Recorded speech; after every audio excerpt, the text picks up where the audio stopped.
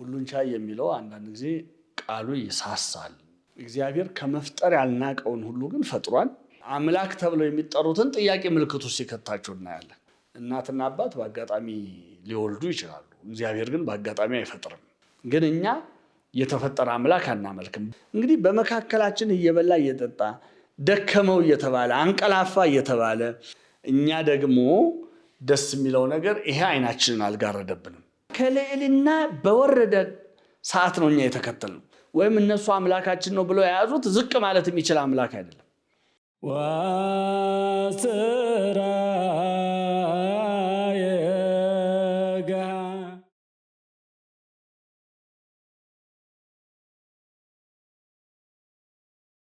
በመግቢያ ትምህርታችን እንግዲህ አንድን አካል አምላክ ብለን የምንጠራ ከሆነ እንደ ክርስትናው አስተምሮ ሊኖረው የሚገባ መገለጫዎች ብለን ያነሳናቸው ነገሮች ነበሩ። ሁሉን አዋቂነቱ፣ ሁሉን ቻይነቱ፣ በሁሉ ስፍራ መገኘቱ፣ እነዚህን የመሳሰሉ ነገሮች አንስተናል። ይሄ በአብዛኛው ባለው ዓለም የሚስማማበት ነው ይሄ ነገርና እንግዲህ አንዱ እኛ እንደ ክርስቲያን አምላካችን ብለን የምናመልከው እግዚአብሔር ሁሉን ቻይ እንደሆነ እናምናለን። ሁሉን ቻይ የሚለው አንዳንድ ጊዜ ቃሉ ይሳሳል። ያው የልባችንን ለመናገር ይሳሳል። እኛ አሁን በዚህ በቴዎሎጂ ፖዚቲቭ እና ኔጌቲቭ የምንላቸው የቴዎሎጂ አገላለጦች አሉ እና የነገረ መለኮትን ስንገልጥ የምንጠቀምባቸው የአፖፋቲክ እና ካታፋቲክ አፕሮች የምንላቸው አሉና ምንድነው በዋናነት አሁን ሁሉን ቻይ ከምንለው የሚሳነው ነገር የሌለ የምንለው ይገልጥልናል። በቃ የሚሳነው ነገር የለም ከተባለ ይሄን ይችላል ወይ ተብሎ ሊጠየቅ አይችልም። በቃ የሚሳነው ነገር የለም ተብሎ ስለተደመደመ እግዚአብሔር የሚሳነው ነገር እንደሌለ አስቀድሞ በስራ ያሳየ ቢሆንም ለቁጥር የሚያዳግቱ በጥቅል ካልሆነ በስተቀር በዝርዝር እንቁጠራቸው ብንል ለቁጥር የሚያዳግቱ ፍጥረታትን ፈጥሮ አሳይቶናል። ለዛውም የፈጠረው እግዚአብሔር ከመፍጠር ያልናቀውን ነው እንጂ ለመፍጠር ያልፈቀደውን ወይም ለመፍጠር ያልወደደውን አልፈጠረም። እግዚአብሔር ከመፍጠር ያልናቀውን ሁሉ ግን ፈጥሯል። ፈጥሮም በዚህ ዓለም ላይ ሕያዋን ሆነው እንዲኖሩ ፈቃዱ ሆኗል። ሕያዋንነት የራሱ የሆነ ደረጃ ቢኖረውም በተወሰነ ጊዜ የተገደበ ሕያዋንነት ያላቸው አለ። ዘላለማዊ ሕያዋን እንዲሆኑ የሰጣቸው ወይም የፈጠራቸው አሉ እና እግዚአብሔር እንደዛ አድርጎ እንግዲህ ሁላችንም ሰውንም እግዚአብሔር በፈጣሪነቱ ሳያውቀው መገኘቱን ሳይፈቅድ የተፈጠረ ፍጥረት የለም። ምንም አይነት ፍጥረት ማለት ነው። ይልቁንም ሰው ያው አንዳንድ ጊዜ በዚህ ዓለም ላይ መከራ ምንም ሲደራረብብን እግዚአብሔር እኛን በአጋጣሚ እንደተገኘን አድርገን እንዲሰማን የምንሆንበት ጊዜ አለን። እኛ በአጋጣሚ እናትና አባቴ በአጋጣሚ እንደዚህ ብለን ልናስብ እንችላለን። ግን እውነት ነው። እዚህ ላይ እውነታ ያለው ምንድን ነው? እናትና አባት በአጋጣሚ ሊወልዱ ይችላሉ። እግዚአብሔር ግን በአጋጣሚ አይፈጥርም። እዚህ እኔ ለእናትና ለአባቴ አጋጣሚ ልሆን እችላለሁ፣ ወይም እገሌ ለእናትና ለአባቷ አጋጣሚ ሊሆን ይችላል። ወላጆችም ሲጠየቁ አንተን እንኳን እንወልዳለን አንቺን እንኳን እንወልዳለን ብለን አስበን አናቅም ነበር፣ እንደው እንዴት እንደሆነ በማናቀው ሁኔታ ነው የተከሰትከው ሊሉ ይችላሉ። እዚህ ሰዎች ነገሮች በአጋጣሚ እንደሚሆኑ እምነቱ አለን። እግዚአብሔር ግን ምንም ነገር በአጋጣሚ አይሰራም። ይልቁንም ሰውን በአጋጣሚ አይሰራም። ክቡር ዳዊትም በእናቴ ማህፀን ያልተሰሩ አካሎቼን አይኖችህ አዩኝ ነው የሚለው። በእናታችን ማህፀን እንኳን ገና ሳያበጃጀን ገና ተስዕሎተ መልክ እንኳን ሳያልቅ እግዚአብሔር አምላክ ያቀናል። በስም ነው የሚያቀን። ለዛውም ደግሞ በስም ነው የሚያቀን እና ማናችንንም ቢሆን እግዚአብሔር አምኖበት ፈቅዶ ወዶን ስለሆነ የሚፈጥረን ለእያንዳንዳችን ደግሞ የራሱ የሆነ ዓላማ አለው፣ የራሱ የሆነ ምክንያት አለው እና እግዚአብሔር ዓለማትንና በዓለማቱ ውስጥ የሚኖሩትን ሁሉ ረቂቃኑን ግዙፋኑን ሁሉ በመፍጠሩ ቻይነቱን አሳይቶናል። ሁሉን ቻይ እንደሆነ ላድርግ ያለውን ከማድረግ የሚከለከል አምላክ እንዳልሆነ አሳይቶናል። ግን በቃል ደረጃ እንዲህ ተገልጦ የምናየው የመጀመሪያ አሁን ስለ ሁሉን ቻይነቱ የምንሰማው በአብርሃም ድንኳን በተገኘ ጊዜ እግዚአብሔር ሳራ ልጅ እንደምትወልድ በተናገረበት ጊዜ ሳራ ስቃ ነበረ። በእርግጥ ሳራ ሳቀች እንጂ አብርሃምን በልቡ ያው እሷ ከኔ የሴቶች ልማድ ተቋርጧል፣ አሁን እናት ልሆን የምችልበት ጊዜ አልፏል፣ ጌታዬ አብርሃምም ሸምግሏል፣ ከዚህ በኋላ ዘር ማቀበል ይሆንለታል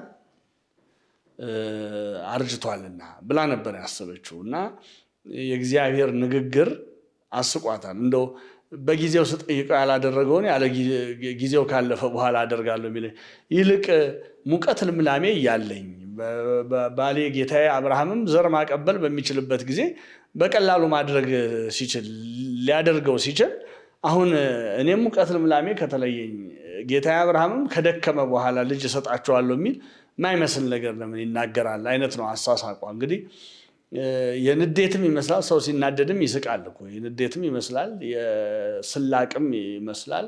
ሳቀች። እግዚአብሔር ግን ምክንያት አለው። ምክንያቱም ይስሐቅ እንደ እግዚአብሔር ፈቃድ የተወለደ እንጂ ከደምና ከስጋ ፈቃድ የተወለደ ወይም እንደ ሰው ፈቃድ የተወለደ ልጅ እንዲሆን አልፈለገም። እግዚአብሔር የቃል ኪዳን ልጅ እንዲሆን በእግዚአብሔር ፈቃድ የተወለደ ልጅ እንዲሆን እና እዛ ላይ እግዚአብሔር የነገራት ምንድን ነው? ለእግዚአብሔር ለምን ሳቅሽ ሲላት አልሳኩም ስትለው ለእግዚአብሔር የሚሳነው ነገር አለን ያላት። በጥያቄ መልክ ነው የጠየቃት። ለእግዚአብሔር የሚሳነው ነገር አለን? እና ይሄን ቃል መጀመሪያ የምንሰማው የዛን ጊዜ ነው። ከዛ በኋላ ብዙ ቦታ እንሰማዋለን።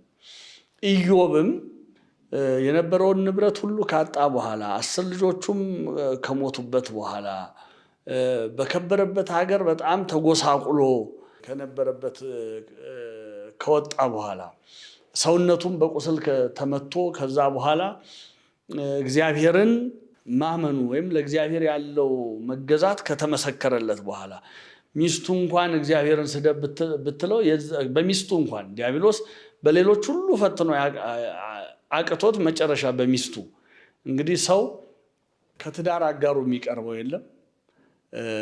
የባልና ሚስት ደግሞ ዋናው ዓላማቸው እርስ በርስ ተደጋግፈው እርስ በርስ ተረዳድተው በእግዚአብሔር መንግስት ክብርን መቀዳጀት ነው።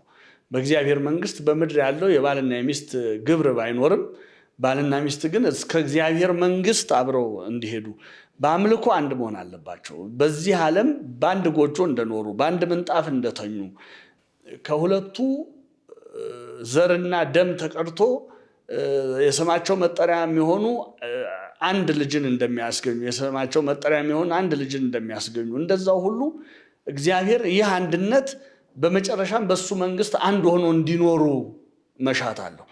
አንድ ሆነው እንዲኖሩ ስንል በዛ የባልና የሚስት ግብር ይፈጸማል ሳይሆን ግን እነዛ ባልና ሚስት በባልና ሚስትነታቸው ዘመን በኖሩት በዛም በእግዚአብሔር ፊት ያንን ክብር እንዲቀዳጁ የእግዚአብሔር አንዲት ክብር እንዲቀዳጁ በአንዲት የአባታቸው መንግስት እንዲኖሩ የእግዚአብሔር ፈቃዱ ነው እና ዲያብሎስ ይህን ስለሚያውቅ የሰውን ሃይማኖት ወይም የሰውን ክርስትና አሁን የክርስትና ሃይማኖታችንን ወይም ለእግዚአብሔር ያለንን መገዛት ፈሪሃ እግዚአብሔራችን እግዚአብሔርን መፍራታችን ለእግዚአብሔር መታዘዛችንን የመጨረሻ የሚፈትነን በትዳራችን የመጨረሻ በትዳር አጋራችን ይመጣል። ሌሎች መክረውን ሊያስቱን ሞክረው እምቢ ያልናቸውን ነገሮች መጨረሻ በሚያስብልን ወይም እንባዋ ኩርፊያዋ በሚያስጨንቀን በሚስታችን ወይም ቁጣው ኩርፊያው በሚያስጨንቀን በባላችን አድሮ ይመጣና ይፈትናል። ኢዮብን እንደዛ ነው ያደረገው እና ሰድበው ሙት አለችው። ኢዮብ የታረመ ሰው ስለነበረ ከንፈሩም ጻድቅ የሆነ ልቡ ብቻ ሳይሆን ከንፈሩም ጭምር ንግግሩ የታረመ ሰው ስለነበር ከሰነፍ ሴቶች እንዳንዲቷ ተናገረሽና ከእግዚአብሔር መልካምን ነገር ተቀበልን ክፉንስ ነገር አንቀበልምን? እግዚአብሔር ሰጠ እግዚአብሔር ነሳ እግዚአብሔር ስም የተመሰገነ ይሁን አለ። በዚህ ሁሉ ተፈተነ። ኢዮብ በዚህ ሁሉ ተፈትኖ ሲያልፍ እግዚአብሔር የጠፋ ንብረቱንም እጥፍ አድርጎ መለሰለት። በሞቱ ልጆቹ ፋንታም እግዚአብሔር ልጆችን ተካለት። እንደው መጽሐፉ ምንድነው የሚለው? በዛ በኖረበት በኢዮብ በምስራቅ ሀገር ስማቸው የተጠራ በውበታቸው በሞገሳቸው ስማቸው የተጠራ ልጆችን ነው እግዚአብሔር የተካለት። ልጅ ከወለዱስ እንደ ኢዮብ ነው የሚባሉ አይነት ልጆች ነው እግዚአብሔር የሰጠው። ጤናውንም መለሰለት፣ እድሜም እንዲጠግብ አደረገው ኢዮብን። እና ያንን ሁሉ ሲያደርግለት ኢዮብ ተመለከተና ሁሉን ቻይ እንደሆንክ ሐሳብህም ይከለከል ዘንድ ከቶ እንደማይቻል አሁን አወቅሁ ይላል። እና ሁሉን ቻይ እንደሆንክ ነው ብሎ የሚጀምር ሁሉን ቻይ እንደሆንኩ ከሐሳብህም ላድርግ ያልከውን ነገር ሁሉ ለማድረግ ማንም ሊከለክለው እንደማይችል አሁን አወቅሁ። በቃ ላሳምም ብትል ታሳምማለህ፣ ልፈውስ ብትል ትፈውሳለህ፣ ልንሳ ብትል ትነሳለህ፣ ልስጥ ብትል ትነሳለህ፣ ልግደል ብትል ትገድላለህ፣ ላድን ብትል ታድናለህ። ማንም ሐሳብህን ሊከለክል እንደማይችል በዚህ ሁሉን ቻይ እንደሆንኩ አሁን አወቅሁ ብሎ ኢዮብም የመሰከረው እናገኛለን። እንግዲህ እኛ ከብሉይ ኪዳን ጀምሮ አይሁድ በነበሩበት ስርዓት ውስጥ ከብሉይ ኪዳን ጀምሮ ራሱን የገለጠው አምላክ ሁሉን ቻይ እንደሆነ ነው የገለጠው። በአዲስ ኪዳንም ያው ነው የተገለጠው። እና እንደውም ሁሉን ቻይነት አለመቻል እንደውም አምላክ ተብለው የሚጠሩትን ጥያቄ ምልክት ውስጥ ሲከታቸው እናያለን። ለምሳሌ በነቢያት ጊዜ ራሱ ብንመለከት ጣዖታትን ማለት አሕዛብ እንደ አማልክት ቆጥረው ይሰግዱላቸው፣ ያጥኑላቸው፣ ይሰውላቸው የነበሩ አማልክትን አንዱ ነቢያት አማልክት እንዳልሆኑ ያሳዩ የነበረው በመገዳደር ነው። ምንም የማይችሉ መሆናቸውን በመገዳደር በነቢዩ ኤልያስ ዘመን አክዓብን ኤልዛቤል እንደፈለገች ታደርገው ስለነበረ የአክዓብን ልቡን አዘንብላ መቼም እንደ ዘመኑ ነውና እንደ ንጉሱ ያጎንብሱ ይባላልና ንጉሱ ጣዖት አምላኪ ሲሆን ጠቅላላ ሕዝቡም ተገርኝቶ ጣዖት አምላኪ ሆነ። ኤልያስ ብቻ በዚህ የተነሳ ቀና፣ ለአምላኩ ቀንቶ ሰማይን ለጎመ፣ ዝናብ ለዘር ጠል ለመከር እንዳይወርድ ሰማዩን ለጎመ። በዛ የተነሳ በጣም ጭንቅ ሆነ። በኋላ እግዚአብሔር ለሕዝቡ ራርቶ ያው መቼም እግዚአብሔር እንደ ሰው አይደለም እና ሰው በዛ ሁሉ መከራ ውስጥ እንኳን ሆኖ ፊቱን መመለስ ወዴትም መመለስ እንዳለበት ግራ ገብቶታል። እንኳን አሁን ስለ አምላክ ሊያስብ ስለ አምልኮቱ ሊያስብ ቀርቶ ስለ ዕለት እንጀራው ጭንቅ ውስጥ ስለሆነ ሰው እግዚአብሔር በቃ ይህንን ነገር ሊቋጨው ስለፈለገ ነቢዩ ኤልያስን ለአክዓብ ተገለጥ አለው። ለአክዓብ ተገለጠ። በኋላ አምላክ ማን እንደሆነ እንዲታወቅ አንተም የጣዖት ካህናትህን ሰብስብ፣ እኔ ብቻዬን ቀርቻለሁ፣ እኔም እሰዋለሁ፣ አንተም የጣዖቱን ካህናት ጥራና የሰው ከሰማይ እሳት ወርዳ የበላችለት እሱ አምላክ ይሁን ብሎ ኤልያስ ይህንን ሐሳብ አቀረበ። ንጉሱ በዚህ ተስማማ። በኋላ ያንን መስዋዕት ሊያቀርቡ የጣዖት ካህናቱ ተዘጋጅተው ወደ 850 የሚደርሱ የጣዖት ካህናት ናቸው። ኤልያስ ብቻውን ነው ብቻውን ነው። ይህም ያሳየን በአምልኮተ እግዚአብሔር ተቃዋሚያችን ቢበዛ አገር ሁሉ እንኳን ተገርኝቶ አንድ ላይ ተያይዞ ቢጠፋ እንኳን እኛ ከእግዚአብሔር ጋር ብቻችንን ሆነን አቋማችንን ይዘን መገኘት እንዳለብን የነቢዩ ኤልያስ ሕይወት ትልቅ ትምህርት ነው። ኤልያስ ብቻውን ነው የነበረው የዛን ጊዜ እና እነዛ የጣዖት ካህናት ስማነ ቤል ስማነ ዳጎን እያሉ ዳጎን ሆይ ስማን፣ ቤል ሆይ ስማን እያሉ መስዋዕት አቀረቡ። መስዋዕታቸውን አልቀበላቸው ሲል ሰውነታቸውን ጭምር በስለት እየቆረጡ ደማችንን ጭምር መስዋዕት አድርገን አቀረብንልህ ቢሉ የሚሰማቸው አልነበረም። እና የዛን ጊዜ ኤልያስ ይቀልድ ነበር፣ ያሾፍ ነበር። ኤልያስ አምላካችሁ ደክሞት አንድ ቦታ ተኝቶ ይሆናል እና ሂዱና እስቲ ቀስቅሱት፣ አምላካችሁ ዋዘኛ ነውና ሄዶ የሆነ ቦታ ጨዋታ አታሎት ይሆናል ጸሎታችሁን ማይሰማው፣ እስቲ ሂዱና ጥሩት።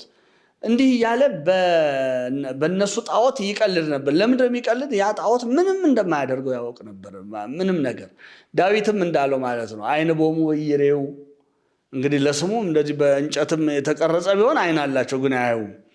እዝን ቦሙ ወይሰሙ፣ ጆሮ አላቸው አይሰሙም። አንፍ ቦሙ ወይያጼኑ፣ አፍንጫ አላቸው አያሸቱም። እግር ቦሙ ወይገይሱ፣ እግር አላቸው አይራመዱም። እድቦሙ እግርቦሙ ወያህውሩ እድቦሙ ወይገሱ። እግር አላቸው መራመድ አይችሉም፣ እጅ አላቸው መዳሰስ አይችሉም። እንግዲህ ምንም እና የአሕዛብ አማልክት እንዲህ ናቸው ብሎ ነው የሚናገረው። እንዲህ ናቸው።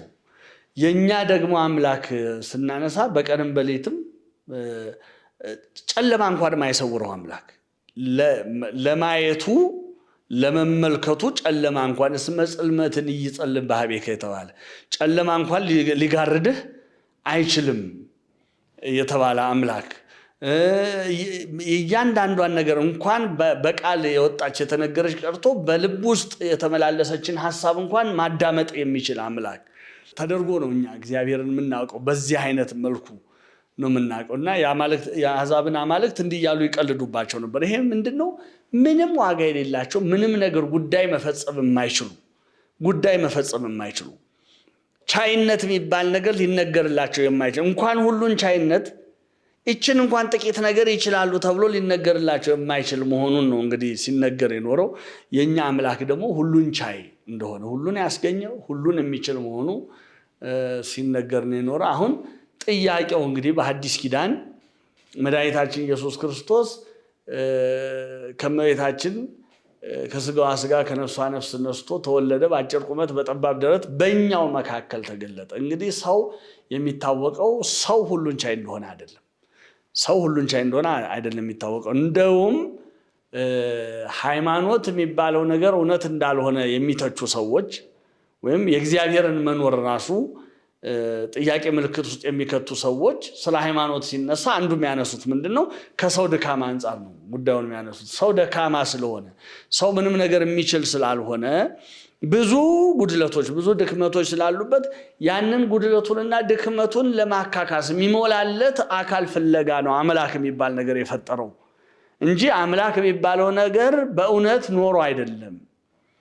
ያንን አምላክ የሚባለውን ነገር የፈጠረው የሰው ድካም ነው። የሰው ይሄ ሽንፈቱ ጉድለቱ ሁሉን የማይችል ሁሉን ነገር መፈጸም የማይችል መሆኑን ያንን የፈጠረው እስከ ማለት እንግዲህ ይሄ ንግግራቸው እውነታ ያለው ምንድነው? የሰውን ደካማነት ማሳየቱ ነው። እውነታው የሰውን ደካማነት ማሳየቱ ነው። የሰው ደካማነት አምላኩን ፈጠረ ወደ ማለት ሲሄድ ነው ስህተት የሚሆነው እና እውነት ለመናገር አሁን እኛ እግዚአብሔር ብለን የምንጠራውን አምላክ የሰው አእምሮ መፍጠር ከቻለ እግዚአብሔር የሚባለውን አምላክ መፍጠር ከቻለ ለምን እንግዲህ ለስንት ሺህ ዓመታት የምንሰማው እግዚአብሔር እነዚህ መገለጫዎች አሉት ባህሪው እንዲህ ሆነ ብለን የምንገልጠው አምላክ ነው። እንግዲህ ለስንት ሺህ ዘመናት ነው የኖረው። በስንት ሺህ ዘመናት የሰው ልጅ የስልጣኔ እድገት ውስጥ በስንት ሺህ ዘመናት ውስጥ በተፈራረቁ ሊቃውንትና ጠቢባን ፈላስፎች ህሊና ውስጥ ከዚህ የሚልቅ ከዚህ የተሻለ አምላክ ብለው ሊያመጡ የሚችሉት ነገር አልተገኘም። ስለዚህ ሰው ከሆነ የእውነትም አምላክን የፈጠረው ወይም ሰው ከሆነ ፈጣሪ የሚባለውን ነገር የፈጠረው እንግዲህ ሰው ራሱ ሌላ የተለየ ልዩ ብቃት ያለው ፍጥረት ነው ማለት ነው። ይህንን ከመፍጠር በላይ ምን ትልቅነት አለ?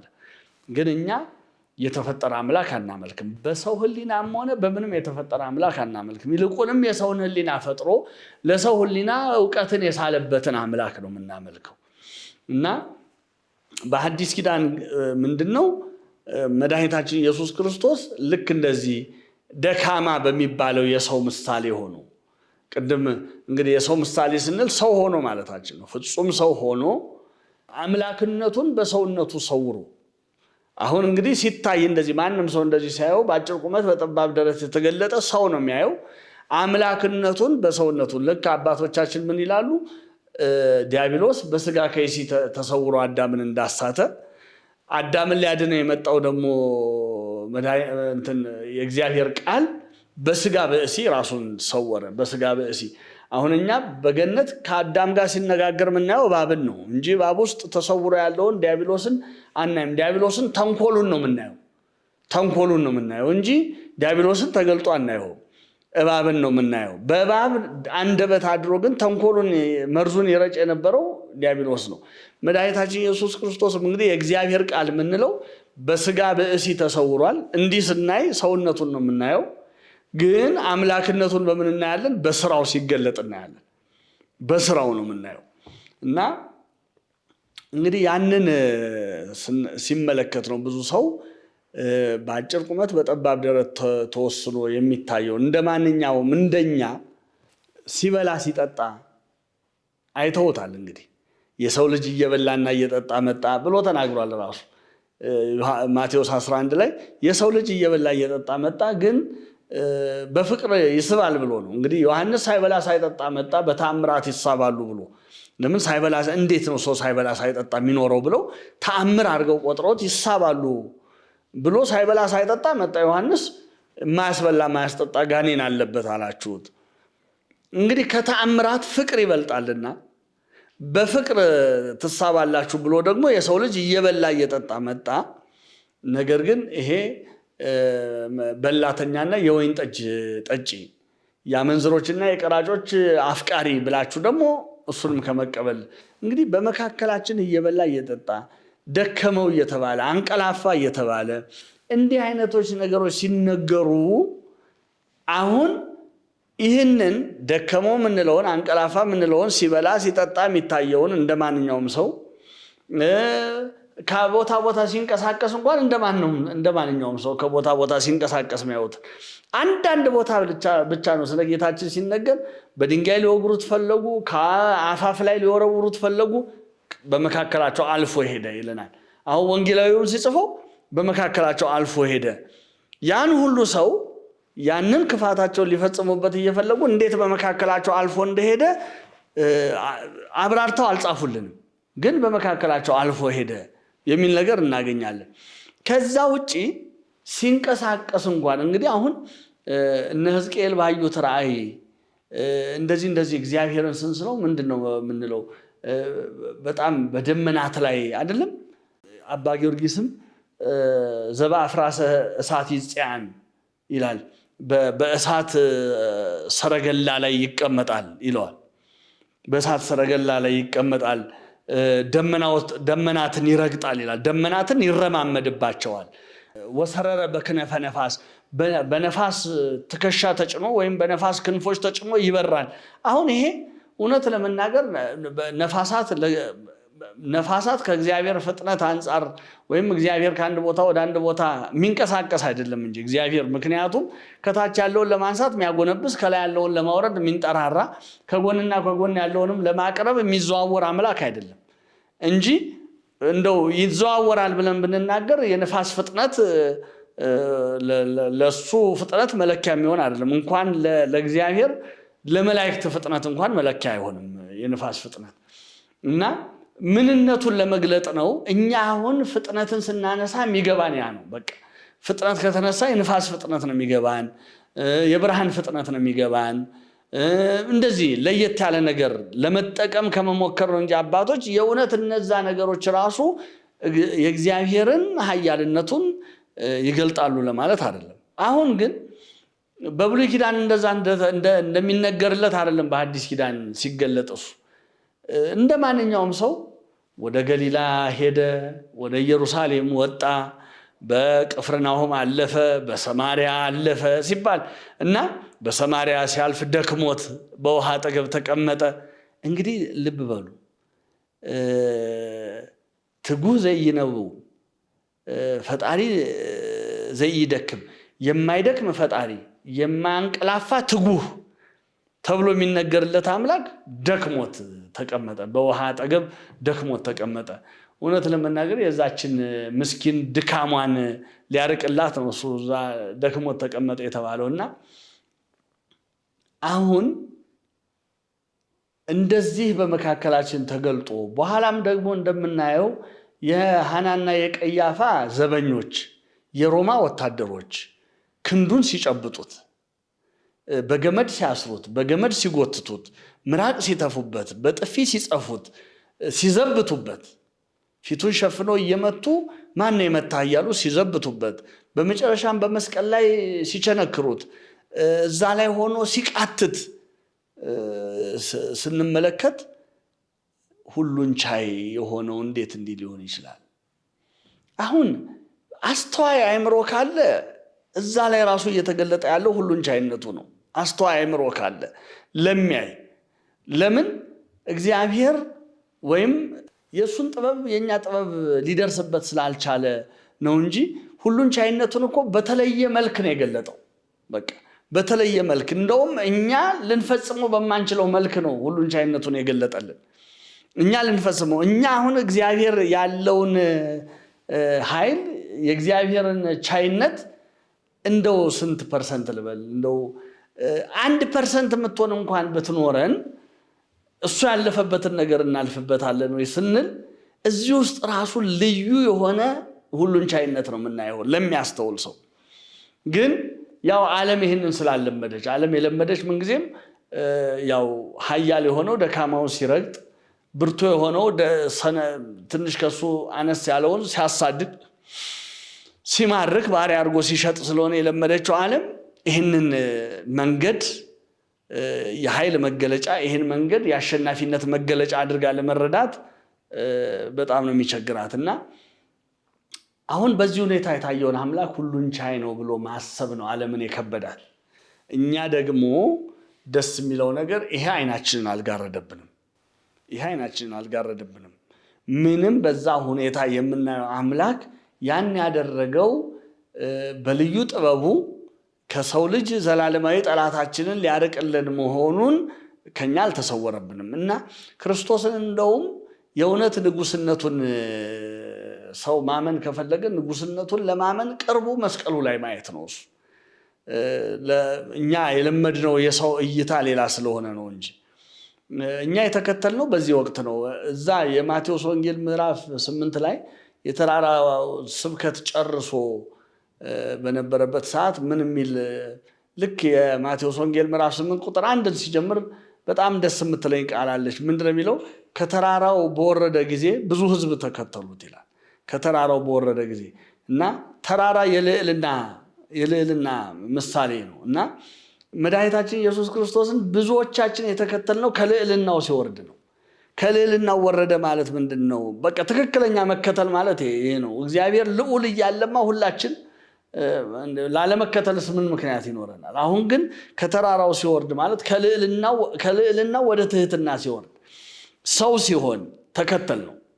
ትክክለኛ መከተል ይሄ ስለሆነ ሰው ሲሆን ብቻ አይደለም የተከተል ነው። ሰው ከሆነ በኋላም ሰው እንደ ሰው ራሱን ሊቀበለው ማለት ለአምላክነቱ ክብር ሰው መሆን በራሱ ውርደት ነው። ለአምላክነቱ ክብር ካሰብነው ሰው መሆን ራሱ ውርደት ነው። እንደገና ደግሞ ለሰውነት ክብር ደግሞ በሰው መመታት፣ በጥፊ መመታት፣ በምራቅ ላይ መተፋት፣ መቸንከር ይሄ ለመስቀል ሞት ይልቁን በጣም ውርደት ላለበት ሞት የመስቀል ሞት ተላልፎ መሰጠትና ያን ለማስተናገድ ፈቃደኛ መሆን ለሰውነት ክብር ራሱ ደግሞ እንደገና ሌላ ውርደት ነው እና ከልዕልና በወረደ ሰዓት ነው እኛ የተከተልነው። ምራቅ ተተፋበት ብለን የአምላክነት መልኩን ለማየት የክፎች ምራቅ አልጋረደንም። ክፎች እሱ ላይ የሰነዘሩት ጡጫ፣ የክፋት ስድብ፣ እነዚህ ነገሮች ሁሉ እሱን አሳች ብለው መስደባቸው ይሄ ሁሉ ነገር እውነተኛነቱን አልጋረደብንም። ስለዚህ ከልዕልናው ሲወርድ ተከተልነው። እስከ መስቀሉ የተከተልነው ለዚህ ነው። ከልዕልናው ሲወርድ ተከተልነው። ከልዕልናው ሲወርድ እያየን ሁሉን ቻይ ማለትን አላቆምንም። እኛ ሁሉን ቻይ ነው እሱ ማለትን አላቆምንም። ይሄ ራሱ የምታዩት የሁሉን ማለት ዝቅ ልበል ቢል ራሱ ዝቅ ማለት እኮ ችሏል። እሱ ራሱን ዝቅ አድርጌ ልገለጥና ልጆቼን ዝቅ ብዬ ላንሳቸው ብሎ ራሱ እኮ ፈቃዱ ሲሆን እኮ ለማድረግ ተችሎታል። እሱ ለማድረግ ተችሎታል። እና አንዳንዶች ይሄ ይከብዳቸዋል። እነሱ የሚያመልኩት አምላክ ወይም እነሱ አምላካችን ነው ብለው የያዙት ዝቅ ማለት የሚችል አምላክ አይደለም። ዝቅ ማለት እንግዲህ ሁሉን አምላክ ሁሉን ይችላል ተብሎ ከተነገረ ሁሉን ከቻለ ዝቅታሚውን ከፍታ የትኛውንም ነገር ላደርግ ቢል ይቻለዋል ማለት ነው። ሌላ ቋንቋ የለውም። አይ ይሄን ማድረግ አይቻለውም ብለን ከገደብን ሁሉን ቻይነቱ ላይ ምን ይመጣል? ጥያቄ ይመጣል ማለት ነው። ለባህሪው የማይስማማ ነገር አንቀጽልም። ለባህሪው የማይስማማ ነገር ከዛ ውጪ ባለው ነገር ግን ላድርግ ቢል ማድረግ የማይሳነው መሆኑን በዚህ ሁሉ እናያለንና አሁን እኛ ለዛ ሁሉን ቻይነቱን በተመለከተ የአባቶቻችን የሐዋርያት ትምህርት ምን ይመስል ነበር? ምን ገለጡ? ይሄ በነቢያትም ተገልጧል። አሁን እንደው ከኢሳይያስ እንኳን ብንጀምር ሕፃን ተወልዶልናልና ወንድ ልጅ ተሰጥቶናልና አለቅነት በጫንቃው ላይ ይሆናል፣ ስሙም ድንቅ መካር፣ ኃያል አምላክ፣ የዘላለም አባት፣ የሰላም አለቃ። እዚህ ላይ አሁን ምንድነው የምንለው? ያ የተወለደው ሕፃን ወይም የተሰጠን ወንድ ልጅ ምንድነው? ኃያል አምላክ ነው። ኃያል አምላክ የምትገልጸው ምንድነው? ምንም ላድርግ ቢል ለማድረግ የማይሳነው ማለት ነው። ለማድረግ የማይሳነው ማለት ነው። ይሄ በነቢያት የተገለጠ ነው። በነቢያት የተገለጠ ዳዊትም ብዙ ቦታ ተናግሮታል። ኃያል አንተ እግዚኦ ወጽድቅ ያውደከ ይለዋል። አንተ ኃያል ነህ ወይም ኃያል ነህ ግን እውነት ይከባሃል ይላል እና አባቶቻችን ይህን ሲተረጉሙ ሁሉን ላድርግ ብትል ይቻላል፣ ሁሉን ላጥፋ ብትል ይቻላል፣ ግን ቸርነትህ ይገላግልሃል ይሉታል።